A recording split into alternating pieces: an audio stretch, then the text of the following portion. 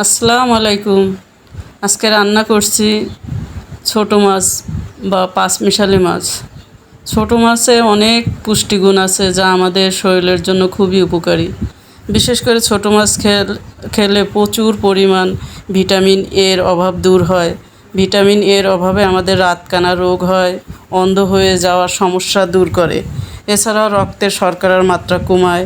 রোগীদের ক্যালসিয়াম সমৃদ্ধ মাছ blood pressure কমাতে সাহায্য করে, হজমের ক্ষমতা উন্নতি করে, হাড়ের স্বাস্থ্যের উন্নতি ঘটায়,